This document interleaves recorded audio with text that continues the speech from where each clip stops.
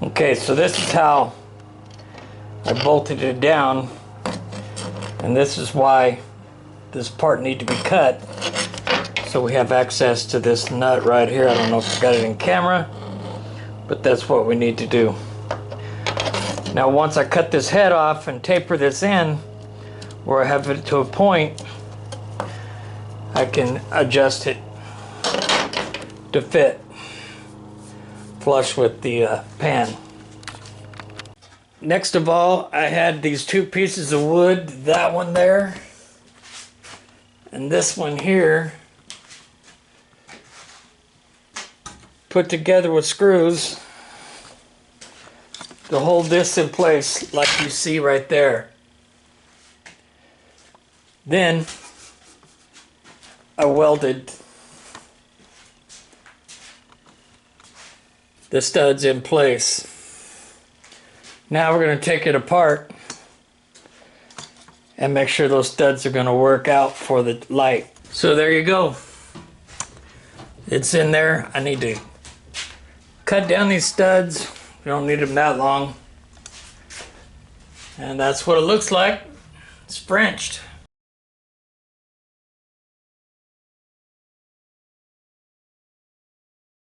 It's a nice, really nice fit. I like it.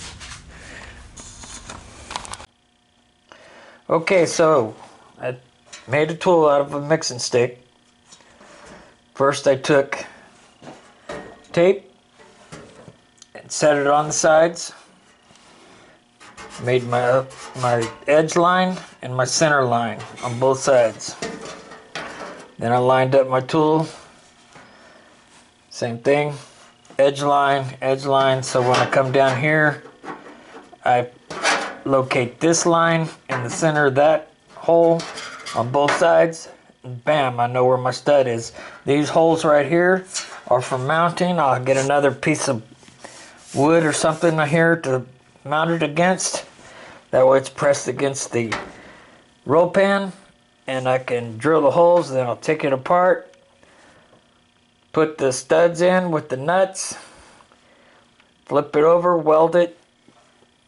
Alright, so started making my reverse light lens out of this stuff they sell at Home Depot, which is set up to go over your fluorescent lights like that. And I rough cut two of them, and then there he goes with that tape again, right?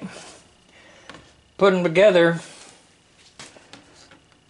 and when I put them together, I ran my tape right along the pattern so I can keep it as straight as possible. Hopefully it works out where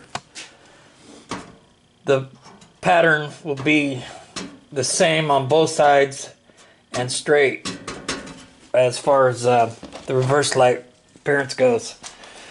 Worked it down on the bench belt sander like that. Got the sides all evened out. Alright, so this is the reverse light. Picked up online. It's a piece of square stock, piece of flat stock. I bent this, made it the shape I want, made it to fit. If we can get the wires in there. There we go. Made it to fit the light.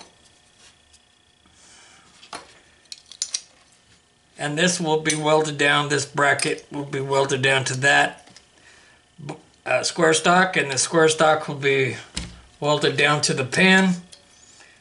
And I'll show you what it looks like in place.